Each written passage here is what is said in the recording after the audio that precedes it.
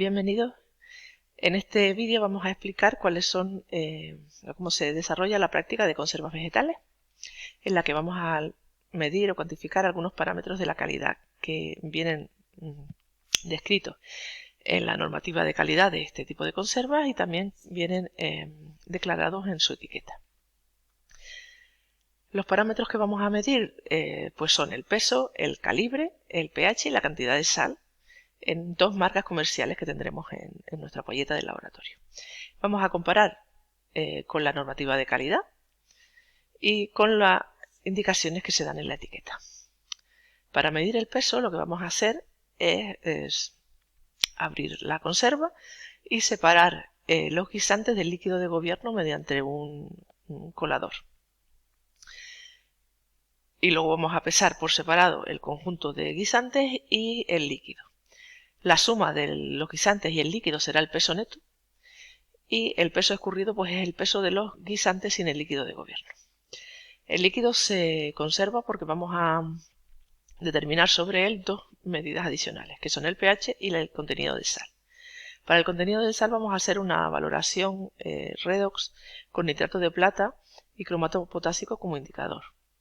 Cuando la disolución aparezca un color rojizo, pues sabremos que ha llegado al punto final y con el volumen de nitrato de plata empleado podremos saber o calcular el contenido de sal. Con el nitrato de plata hay que tener cuidado porque mancha la ropa y la piel, ¿vale? Así que use un guante. Sobre el líquido de gobierno también vamos a determinar el pH por medida directa con un pHímetro por potenciometría y vamos a clasificar las conservas en ácidas o no ácidas. Aquellas conservas ácidas son las que tienen un pH inferior a 4,6. Y aquellas conservas que no son ácidas, que esta normativa clasifica como no ácidas, son las que tienen un pH superior a 4,6. No se clasifican en ácida y básica, se clasifican en ácida y no ácida. ¿Por qué esta diferencia de 4,6? Porque por debajo de este pH no se conocen patógenos que sean capaces de desarrollarse.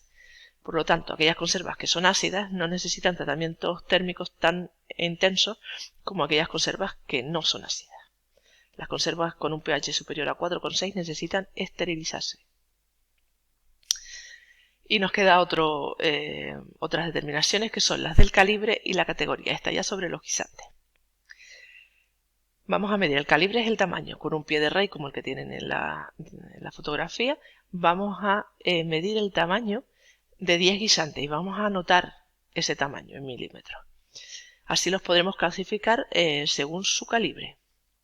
Y luego vamos a comprobar que la categoría declarada en el envase se ajusta a la normativa. Y para esto vamos a tener que cuantificar los defectos de todos los guisantes del todo el bote. En función al tamaño, los guisantes se pueden clasificar en extra finos, muy finos, finos, medianos y grandes. En cuanto a la calidad, se pueden clasificar en extra, primera y segunda. Tengan en cuenta y lean bien la etiqueta porque hay veces en las que se pone guisantes extra finos. Está claro que en ese caso nos está hablando de su calibre, y hay otras veces que pone finos extra. En ese caso nos está diciendo que de calibre son finos y de categoría son extra. No lo confundáis. Para ver si encajan en una u otra categoría, lo que vamos a hacer es contar los defectos. Es decir, vamos a tender los guisantes sobre el papel de filtro y vamos a contar el número de partidos, desechos o sin epidermis, el número de guisantes que tiene otro color diferente al típico, la tintura la vamos a obviar, el número de guisantes que están manchados y el número de guisantes que tienen un calibre o un tamaño que se aprecia a simple vista que no se corresponde con el que define. Y luego vamos a sumar estas tolerancias. Las tolerancias son los defectos que se permiten. Es decir, la categoría extra solo puede tener hasta 5 guisantes partidos o 5 guisantes que tengan un color diferente o uno que esté manchado. En mi opinión esto también es un error, o uno que que tenga un calibre diferente al del resto.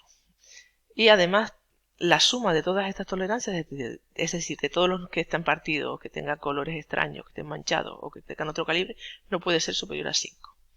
Os pongo un ejemplo. Si en una de estas muestras tenemos 2 partidos, o 4 partidos, perdón, y uno manchado,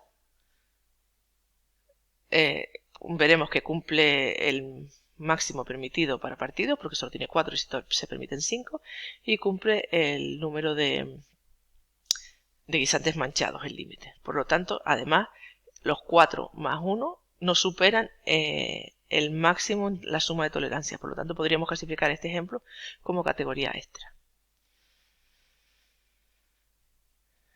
Una vez que hemos cuantificado en las dos latas la cantidad de defectos, pues seremos capaces de decir si podemos encajarlo en extra, primera o segunda, y en función de lo que diga la etiqueta, pues veremos si se ajusta a lo que declara o no.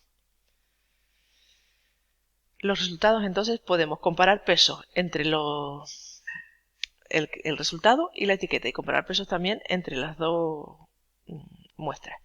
El pH lo mismo, el calibre, pues se presentará una media de las medidas de las 10 guisantes que hemos determinado, y también veremos si el contenido de sal se ajusta a lo que declara la etiqueta.